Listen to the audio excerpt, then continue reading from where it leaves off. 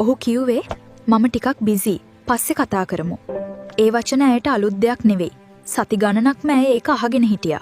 මුලින් ඇය හිතුවේ හරි. එයා මහන්සි වෙලා ඉන්නේ. මම කරදර කරන්න හොඳ නෑ කියලා. ඒ නිසා කෝල් එකක්වත් නැතිව, මැසේජ් එකක්වත් නැතිව ඇයම තමන්ව පස්සට ගත්තා. ඒත් දවසෙන් දවස ගියත් කතාව වෙනස් වුණේ නෑ. අද හම්බෙන්න බැහැ. මම වැඩවල හිර වෙලා ඉන්නේ. ඒ වචන ඇයට දැන් හුරු වෙලා තිබුණා.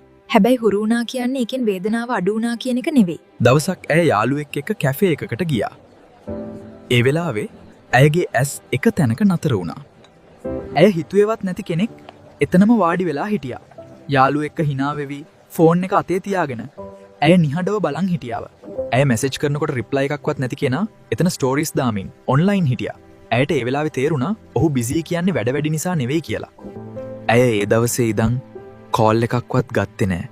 මැසේජ් එකක්වත් යවුවේ නැහැ. ඇය තීරණය කළා තමන්ගේ වටිනාකම අඩු කරගෙන කෙනෙකුගේ ෆ්‍රී ටයිම් එකේ ඔප්ෂන් එකක් වෙන්නේ නැතුව ඉන්න. දවසකින් පස්සේ එයාම මැසේජ් එකක් දාලා තිබුණා. "සෝරි, මේ දවස් ටිකේ බිසි වුණා" කියලා. ඇය ඒ මැසේජ් එක බලලා hina වුණා. ඒ hinaවට වේදනාවක් තිබුණා. ඒත් ඒක අලුත් තීරණයක් එක්ක එන hinaවක්. ඇය රිප්ලයි එකක් දැම්මා බිසි වෙන්න පුළුවන්. ඒත් වැදගත් කෙනෙක්ට වෙලාව දෙන්න බැරි වෙන එක තමයි ප්‍රශ්නය කියලා. ඒ මැසේජ් එකෙන් පස්සේ ඇය ආපහු කවදාවත් කෝල් එකක්වත් මැසේජ් එකක්වත් ආයේ දැම්මේ නැහැ.